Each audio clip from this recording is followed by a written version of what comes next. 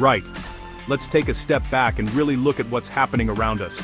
Every day you scroll through a parade of outrage, politicians yelling, media amplifying every trivial controversy. It's a never-ending cycle, designed to keep you glued to your screen, reacting to every headline, every tweet, every breaking news alert. The noise is relentless, and it's everywhere you turn. It's a spectacle designed to keep you angry, anxious, and distracted. The more upset you are, the less likely you are to notice what's really going on behind the scenes. The chaos isn't just a byproduct, it's the main event, carefully orchestrated to keep you off balance. While we argue about celebrities and cable news drama, something more sinister creeps in. The erosion of our freedoms. Laws are passed quietly, rights are chipped away, and most of us are too distracted to notice until it's too late. This isn't an accident, it's by design. There are people who benefit from this confusion, who profit from our division and our distraction. The real story isn't the puppet show on your screen, it's about who's pulling the strings and who's getting paid. The headlines are just the surface. Underneath, there's a network of power and money shaping what you see and how you feel. The architects of this system want you exhausted, too tired to see the bigger picture.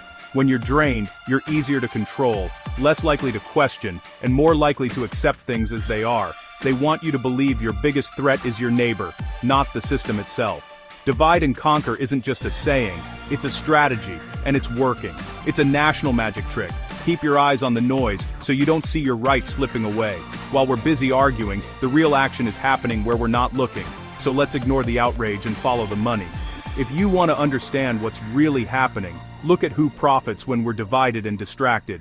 Because at the core, it's not about ideology or justice. It's about profit. And that's the engine behind the police state we're all funding. The sooner we see through the distraction, the sooner we can start asking the questions that really matter.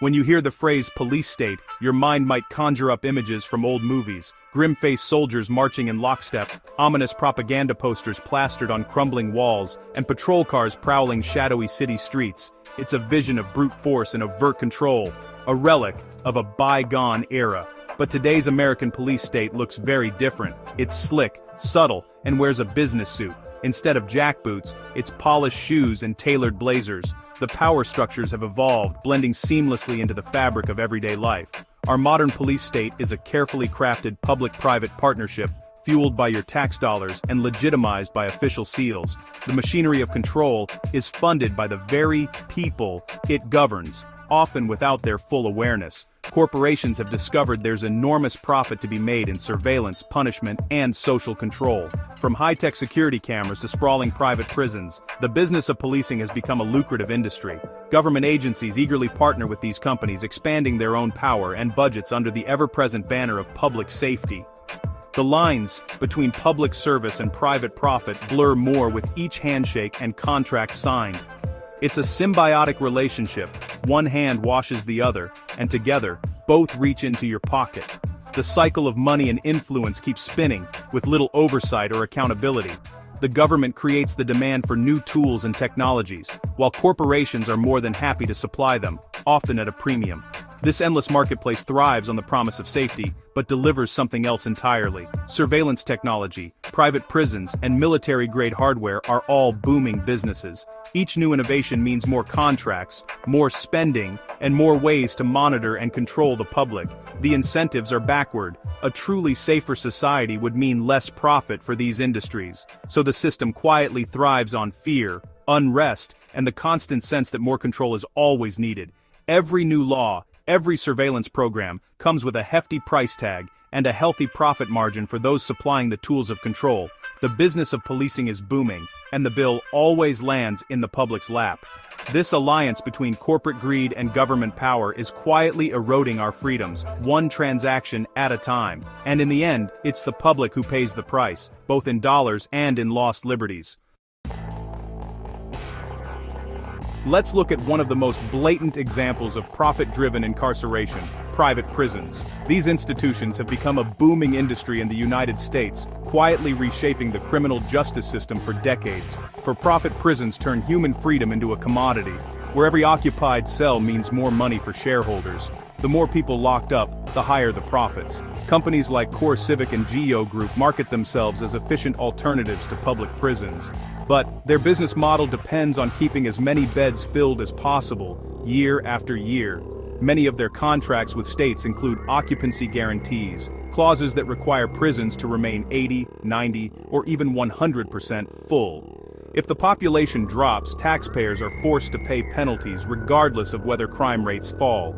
This creates a perverse incentive for harsher sentencing laws and more arrests, prioritizing profit over rehabilitation or public safety. The goal isn't safer communities, it's fuller prisons. Inside these facilities, inmates are often put to work for pennies an hour, performing jobs for private corporations or the prison itself. Their labor is cheap, and their rights are limited. They can't unionize, can't quit, and have almost no say in their working conditions. Critics argue this system amounts to modern-day slavery, exploiting the most vulnerable for corporate gain. The private prison industry spends millions each year lobbying lawmakers, pushing for tough-on-crime policies and supporting politicians who promise longer sentences and stricter laws. These companies aren't just service providers, they're actively shaping the laws that keep their facilities full, ensuring a steady stream of new inmates and ever-growing profits. Every person behind bars is another entry on their balance sheet, another source of revenue. The more people incarcerated, the better the bottom line looks. It's a business strategy built on human misery, where suffering is just another cost of doing business. And all of this is funded by taxpayers, often with little transparency or public oversight. Most people have no idea how much of their money is fueling this system. The cycle continues. More prisoners mean more profit, which means more lobbying for policies that keep the system running.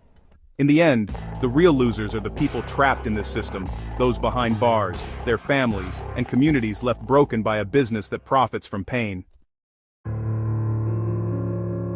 If profiting from prisons isn't dystopian enough, consider the booming surveillance industry. Surveillance tech is now a multi-billion-dollar market with local governments and schools as eager customers. Companies like Palantir and Clearview AI sell tools to monitor us all, marketing them as safety solutions. Schools spend millions on facial recognition, social media monitoring, and vape sensors, normalizing surveillance from childhood. Every tragedy becomes a sales pitch, expanding the reach of these technologies.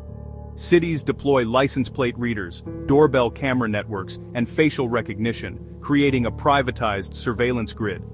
The companies profit from hardware, software, and data analytics, all paid for by public funds. Military tech developed for war is now used on citizens, creating a feedback loop of profit. The promise is safety, but the reality is a society where every move is tracked and monetized. Ever see your local police roll out military gear for a routine call?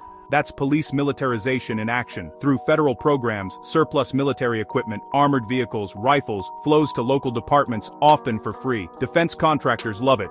It creates a permanent domestic market for their products. This gear changes police culture, making communities look like battlefields. SWAT teams, once rare, now serve routine warrants, escalating violence. Federal grants fund even more purchases, and defense companies lobby hard to keep the money flowing. The result, a cycle where profit drives ever more aggressive policing.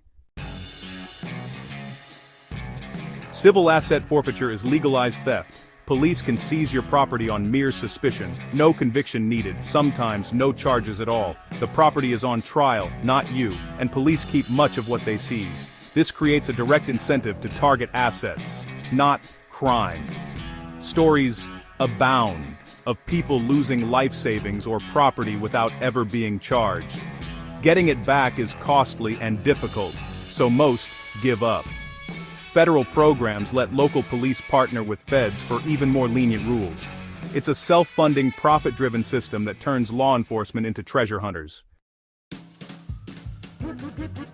With all this happening, why isn't it headline news? The answer: the same forces profiting from the police state also shape the narrative. Corporate media thrives on fear and division, not deep dives into systemic corruption. Sensational stories keep you glued to the screen, while real issues get buried.